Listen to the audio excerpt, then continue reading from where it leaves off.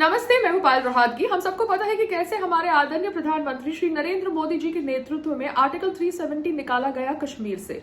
This was a historical step and आने वाली सदियां तक ये स्टेप रिमेंबर किया जाएगा बिकॉज ये रिमूवल से कश्मीर एक सही मायने में भारत के साथ जुड़ गया।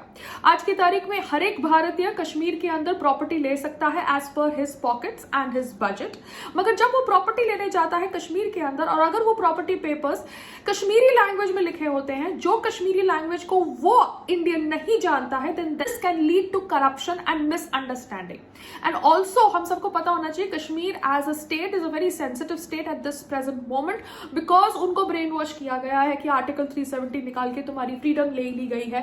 एंड अगर इस मौके पर लोग मिसयूज करें उनकी लैंग्वेज को for creating rift between the sales of property that happens in Kashmir from now onwards after the removal of article 370, then this is wrong. यही सिचुएशन मैं नोटिस कर रही हूं गुजरात के अंदर, महाराष्ट्र के अंदर। नॉन नेटिव्स जो रीजनल लैंग्वेजेस को नहीं जानते उनको पब्लिक और लीगल डॉक्यूमेंट्स नेटिव लैंग्वेज में नहीं देने चाहिए। Public documents, legal documents should be given in English or Hindi as per the convenience of the client. Second translation to that can be the native language of the state. Because आपको समझना चाहिए property matters involve money. और इस interaction में अगर information is not transmitted properly, it can lead to a lot of misunderstanding. Kashmir के अंदर अभी जितने भी Indians property लेंगे, अगर वो सारे property related papers Kashmiri language में है, जो कश्मीरी language को Indian नहीं जानता, जो कश्मीर का नहीं है, then that will lead to confrontation and misunderstanding between the seller and the buyer.